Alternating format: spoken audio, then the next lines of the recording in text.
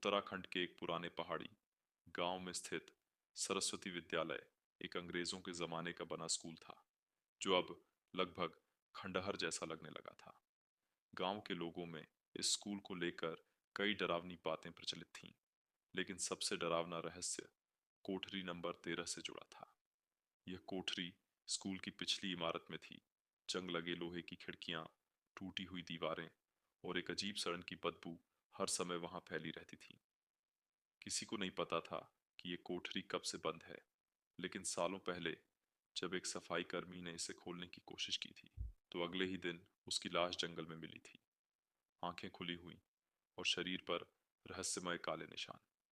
2022 की सर्दियों में एक नई शिक्षिका, अनामिका रॉय, दिल्ली से ट्रांसफर होकर इस स्कूल में आई। वो पढ़ाई में होशियार और अंधविश्वास से कोसों दूर थी।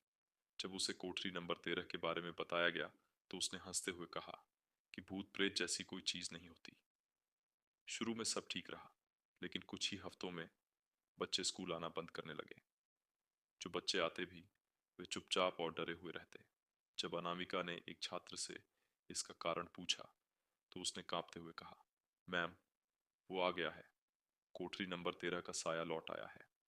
एक रात जब अनामिका स्कूल में कुछ कागज लेने गई, तो उसे किसी के गुनगुनाने की आवाज सुनाई दी। एक लड़की की आवाज, जो कोई पुराना हिंदी गाना गा रही थी। हैरानी की बात यह थी कि स्कूल में कोई नहीं था। आवाज उसे कोठरी नंबर 13 की ओर खींच रही थी। जब वो पास पहुंची, तो दरवाजा बंद था, लेकिन अंदर से चलने की आहटें आ रही थीं, जैसे कोई नंगे पैर चल रहा हो। तभी दरवाजा जोर से हिलने लगा। ठक ठक ठक। अनामिका डर कर वहां से भाग गई। अगले दिन उसने स्कूल की लाइब्रेरी में एक पुरानी किताब देखी, विद्यालय की कहानियां, जिसमें कोठरी नंबर 13 के बारे में एक अध्याय था। उसमें लिखा था कि 1971 में मंजरी नाम की एक छात्रा लापता हो गई थी। उसका केवल लाल रिबन कोठरी नंबर 13 के अंदर मिला था।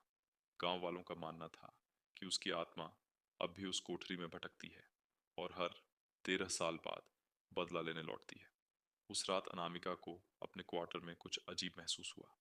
अचानक बिजली चली गई और एक फुसफुसाहट उसके कानों में गूंजी, तू भी वही करेगी जो उन्होंने किया था। खिड़की के बाहर एक लड़की खड़ी थी, सफेद फ्रॉक, लंबे बाल और लाल रिबन, लेकिन उसकी आंखें पूरी तरह काली थीं। अब अनामिका को यकीन हो गया कि कुछ तो बहुत ही गलत है।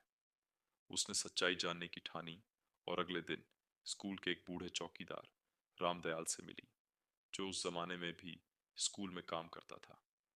रामदयाल ने बताया कि मंजरी को स्कूल के प्रिंसिपल ने